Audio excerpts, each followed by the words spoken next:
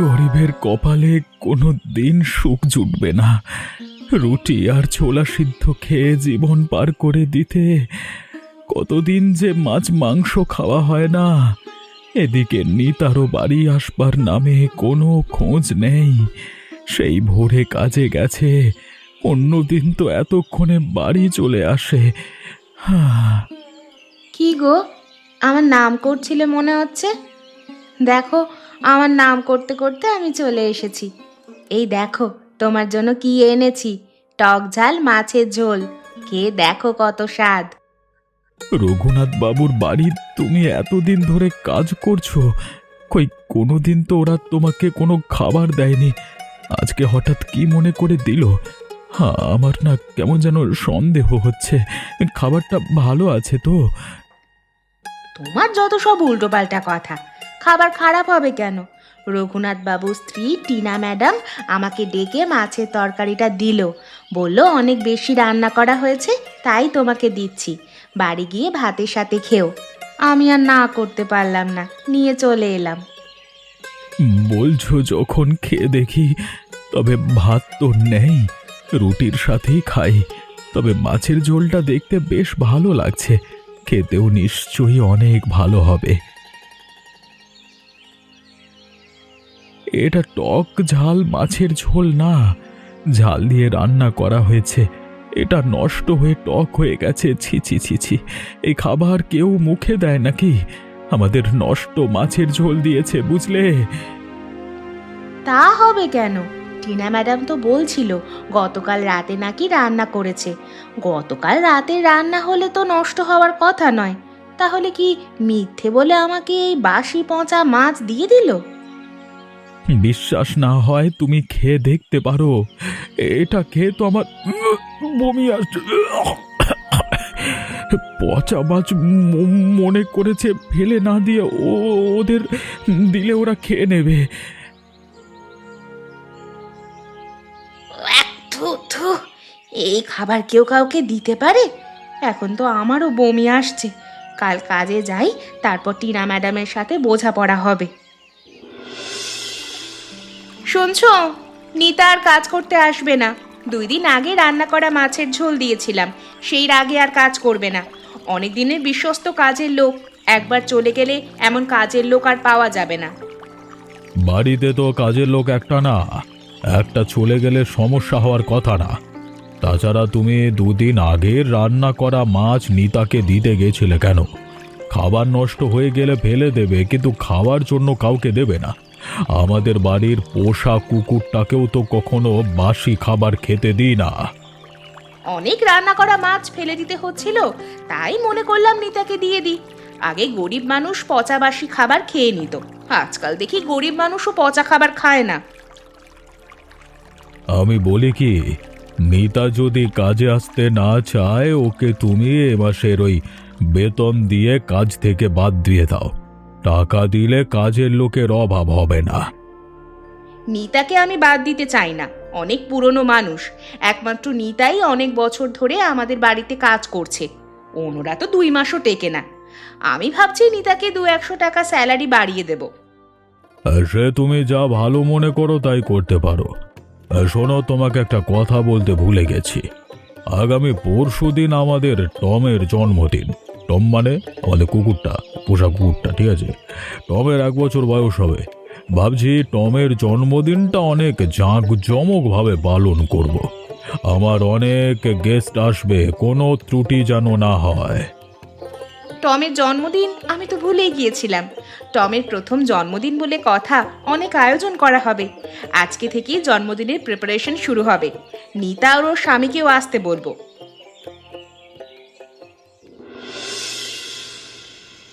সারাদিন কষ্ট করলাম, কিন্তু আমাদের তো এখনো খেতে দিল না। আত্মীয় স্বজন সবাই তো খেয়ে চলে গেছে। এখন আমরা খাবারের টেবিল পরিষ্কার করে যাচ্ছি। আমার মনে হচ্ছে আমাদের জন্য কোনো খাবার আর নেই। খাবার থাকবে না কেন? অনেক খাবার রান্না করা হয়েছে।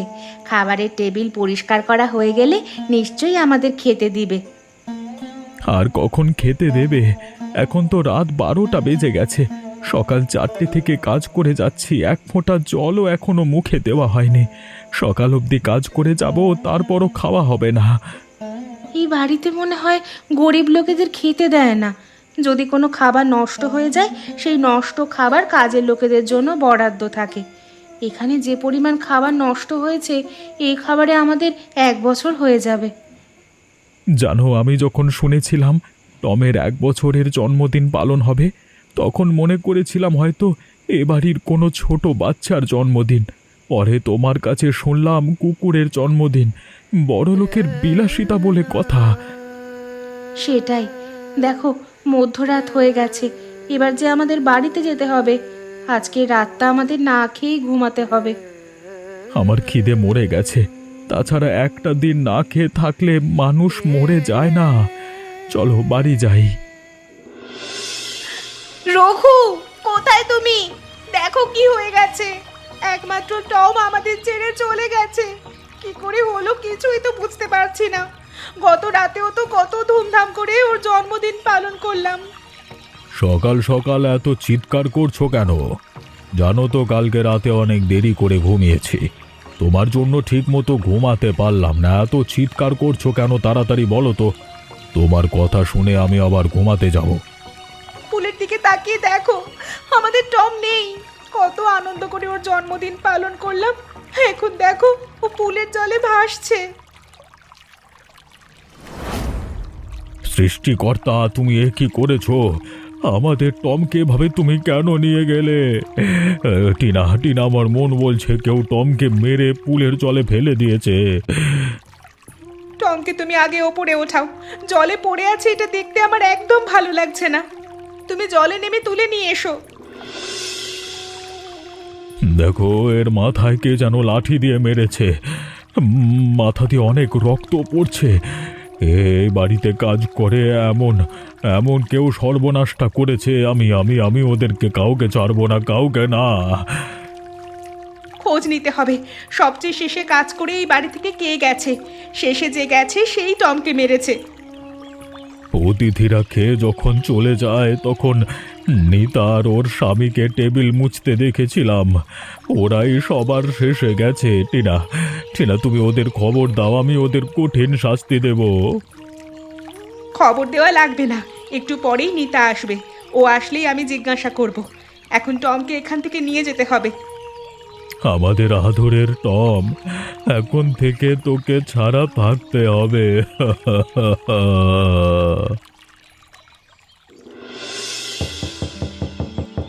অসময় কে এলো? সাধারণত এই সময় কেউ তো এই বাড়িতে আসে না। আবার শব্দ হচ্ছে, দেখি তো কে এলো। মা, কত বড় বাড়ি! আমি জীবনে কোনো দিন এমন বাড়ি দেখিনি। কিন্তু আমাদের এখানে নিয়ে আসে না কেন? এ বাড়ি ছেড়ে আমরা আর কোথাও যাব না। আপনাদের তো ঠিক চিনতে পারছি না আমি। অপরিচিত কাউকে এই বাড়িতে প্রবেশ করা নিষেধ। আপনারা চলে যান। আমরা চলে যাব মানে? এটা তো আমাদের বাড়ি। এতদিন আমরা সব অধিকার থেকে বঞ্চিত ছিলাম, কিন্তু আর না। আমাদের অধিকার ঠিকই আমরা বুঝে নেব। আপনাদের কথা আমি ঠিক বুঝতে পারছি না। কখন থেকে বলে যাচ্ছেন আমাদের বাড়ি আমাদের বাড়ি। এই বাড়ির মালিক রঘুনাথ বাবু আর ওনার স্ত্রী টিনা দেবী। আস্তে আস্তে সব বুঝতে পারবেন। আমরা একবার যখন এই বাড়িতে এসে পড়েছি তখন সব জানতে পারবেন। এখন বলুন তো, আপনি কে? বুঝতে পারছি আপনি নিতা, এই বাড়ির পুরনো কাজের লোক। আপনি আমাকে চেনেন, কিন্তু আপনাকে আমি চিনি না। আজকেই প্রথম দেখলাম। রাহুল, আমার সাথে চলো। আমরা এখন ওপরের তলায় যাব। ওপরের তলায় নিজেদের পছন্দ মতো একটা ঘরে আমরা থাকব। আপনারা উপরে যাবেন না, এখানে বসুন। তারপর মালিক যদি অনুমতি দেন তাহলে আপনারা উপরে যেতে পারবেন।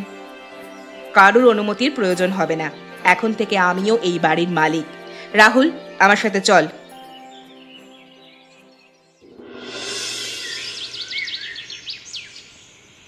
আমাকে সত্যি করে বলো, মহিলাটা কে? মহিলার সাথে একজন ছেলেও এসেছে। ওই মহিলা বলে যাচ্ছে এটা নাকি তার বাড়ি। পাশের ঘরে ছেলেকে নিয়ে আছে। সে নাকি নিজের অধিকার বুঝে নিতে এসেছে।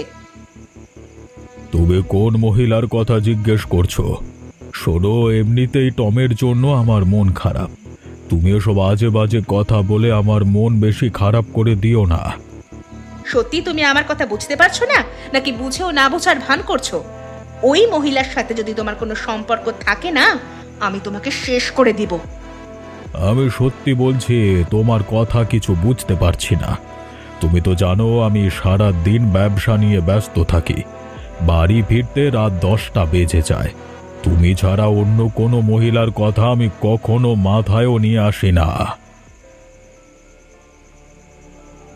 বাবা, কতদিন পরে তোমাকে দেখলাম।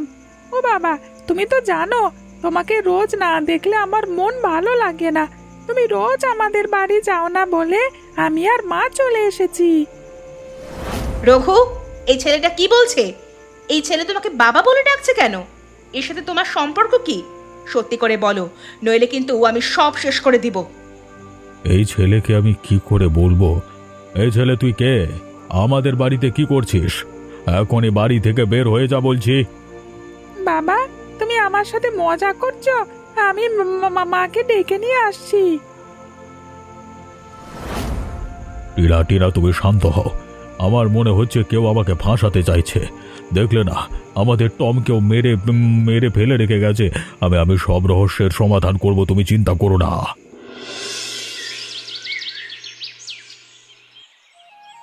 কি গো, কোথায় যাচ্ছ?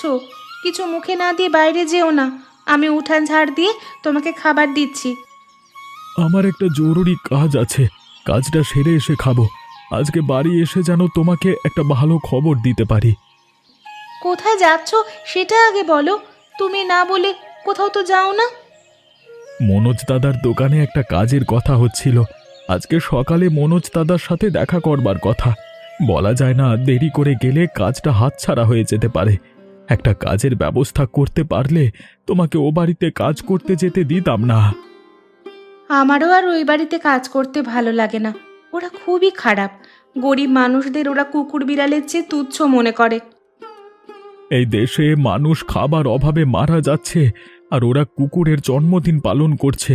আমার মনে হয় এত উৎসব আয়োজন কুকুরের সহ্য হয়নি, তাই মারা গেছে। কুকুরের মৃত্যুর জন্য তোমাকে আর আমাকে দায়ী করছিল। আমি তো ওদের হাতে পায়ে জড়িয়ে ধরে বলেছি আমরা মারিনি। কুকুরের জন্মদিন পালন করছিল বলে অনেক খারাপ লেগেছিল, তাই বলে একটা অবলা প্রাণীকে মারতে যাব কেন? জানো, একজন মহিলা আর তার বাচ্চা একটা ছেলে হঠাৎ করে ওদের বাড়ি এসে নিজেদের বাড়ি বলে দাবি করছে। কি অদ্ভুত ব্যাপার বলো। বড় লোকের ব্যাপার বোঝা কঠিন। সে যাগ্গে আমি এবার গেলাম, দেরি করে গেলে কাজটা পাবো না। আসি তাহলে। এই ছেলে, ওইখানে বসে কি করছিস রে? বেয়াদব ছেলে, পুলের জল নষ্ট করছিস কেন রে? এই ঢিলগুলো কোথা থেকে নিয়ে এসেছিস? আজকে আমি তোকে এই পুলের জলে ঠেসে মারবো। এইগুলো আমি কুড়িয়ে নিয়ে আসছি। তুমি আমার সাথে এমন করে কথা বলছো কেন? এটা আমাদের বাড়ি, আমার যা ইচ্ছা তাই করব। কে বলেছে এটা তোদের বাড়ি? মা ছেলেকে যদি আজকে বাড়ি থেকে না বের করতে পেরেছি, আমার নাম টিনা নয়। আমার মা বলেছে এটা আমাদের বাড়ি, তাই যা খুশি আমি তাই করতে পারি। তুমি এই বাড়ি থেকে আমাদের বার করতে পারবে না। তবে রে, দেখাচ্ছি মজা। তোকে আজকে ধরতে পারলে শেষ করে দিব। তুমি আমাকে ধরতে পারবে না। আমাকে ধরতে আসলে তোমাকে জলে ফেলে দেব। এটা আমাদের বাড়ি, তাই যা ইচ্ছে আমি তাই করব। এই তো ধরেছি। তোকে এবার আমি জলে ফেলে দিব, বেয়াদব ছেলে। আমাকে বাঁচাও, বাঁচাও, আমি সাঁতার কাটতে পারি না। মা কোথায় তুমি? দেখো, এই মহিলা আমাকে জলে ফেলে দিয়েছে। একটা বাচ্চা ছেলেকে এভাবে জলে ফেলে দিয়ে ঠিক করনি। অন্যায় করলে মারতে পারতে, তাই বলে জলে ফেলে দিয়ে ঠিক করনি তুমি। এই বদমাস ছেলের ওপর তোমার এত দরদ কিসের? হ্যাঁ, কিসের এত দরদ? ওর প্রতি তোমার দরদ দেখে মনে হচ্ছে এই ছেলের সাথে তোমার কোনো সম্পর্ক আছে। বাবা, এই মহিলা খুব খারাপ, আমার সাথে একটু ভালো ব্যবহার করে না। তুমি এই মহিলাকে বাড়ি থেকে তাড়িয়ে দাও। তুই এখান থেকে যা এখন, তোর ব্যবস্থা আমি পরে করব। টিনা, তোমাকে আমি শান্ত থাকতে বলেছি। মাথা গরম করে কোনো লাভ হবে না, কৌশলে ওদের তাড়াতে হবে। শুনে রাখো, 2 দিনের মধ্যে যদি ওদের তাড়াতে না পারো, তাহলে ওই মা ছেলেকে আমি বিষ খাইয়ে মারবো। এত দেরি করে এলে কেন? শোনো রঘু, তুমি যদি সত্যি সবাইকে না বলো, আমি কিন্তু আইনের আশ্রয় নেব। আমার ছেলে আর আমাকে স্বীকৃতি তোমাকে দিতেই হবে। আরে বাবা, দেব তো। তুমি এত অধৈর্য হলে তো হবে না। দুদিনের মধ্যে যা করবার করব। তুমি আমার উপর পুরোপুরি ভরসা রাখতে পারো। তোমার উপর আমার আর কোনো ভরসা নেই। তোমার কাছে মানুষের চেয়ে কুকুরের মূল্য অনেক বেশি। তোমার একমাত্র ছেলেকে সবসময় দূর দূর করে তাড়িয়ে দিচ্ছ। আজ আবার ওই মহিলা তোমার ছেলেকে জলে ফেলে দিয়েছিল। আমার ছেলের যদি কিছু হয়, এই বাড়িতে আমি আগুন ধরিয়ে দিব। আমি বেঁচে থাকতে রাহুলের কিছু হবে না। রাহুলে বংশের প্রদীপ। আর একটা কথা, কুকুরের কথা মনে করিয়ে দেবে না। কুকুরের কথা মনে পড়লে আমার টমের কথা মনে পড়ে। আমি এখন গেলাম, কালকে সময় করে আবার আসবো। মা, বাবার কুকুরটাকে তুমি খুন করেছো, এ কথা বাবাকে বলনি কেন? বাবা জানতে পারলে খুব কষ্ট পাবে। বেশ করেছি। কই, তোর জন্মদিন তো কোনোদিন পালন করেনি। লোকটা আমাকে বিয়ে করে কোনোদিন শান্তি দেয়নি। তোকে রেখেছে গরিব লোকের ছেলে মেয়েদের মতো। কুকুরটাকে মেরেছি যাতে আর কোনোদিন কুকুরের জন্মদিন পালন করতে না পারে। শোন বাবা, তুই যেন কোনোদিন কাউকে বলবি না আমি ওই কুকুরটাকে খুন করেছি এই কথা। বলবো না মা, এবার তুমি ঘুমিয়ে পড়ো মা, বেশি রাত জাগা ঠিক না। তোমাকে টকঝাল মাছের ঝোল রান্না করতে বলেছিলাম। মাছের ঝোলটা দেখছি না তো, কি হলো? কথা কানে যাচ্ছে না? রান্নার দায়িত্ব তো আমার না, আজকে রাধিকা রান্না করেছে। আমি একবার ওকে বলেছিলাম টকঝাল মাছের ঝোল রান্না করতে, কিন্তু ও করেনি। আজকাল দেখছি কাজের লোকেরাও আমার কথা শুনছে না। আমার কথা মতো কাজ না করলে এই বাড়িতে কারুর চাকরি থাকবে না। ম্যাডাম, আমাকে আর তাড়িয়ে দিতে হবে না। আমি এমনিতেই আর আপনাদের বাড়িতে কাজ করব না। আমার স্বামীর একটা চাকরি হয়েছে, আমার আর এখন থেকে কাজ করা লাগবে না। তোমার যা খুশি তাই করো, আমি আর আটকাবো না। মাংসের বাটিটা এইদিকে দাও। প্রচন্ড ঝাল হয়েছে। মাংস এত ঝাল কি জন্য দিয়েছে? ঝালের জন্য আমি খেতে পারছি না। জলের বোতলটা কই? এই তো জলের বোতল। একটু আগে মায়া ম্যাডাম আর ওনার ছেলে মাংস খেলো তো। কই, ওরা তো বললো ভালোই হয়েছে। বাইরের লোক এসে বাড়িটা নিজেদের করে নিয়েছে। আমার আগে ওদের আর খেতে দিব না। যদিও 2-1 দিনের মধ্যে ওদের আমি বাড়ি ছাড়া করে দিবই। দিদি, তোমার জন্য আমি টকঝাল মাছের ঝোল রান্না করে নিয়ে এসেছি।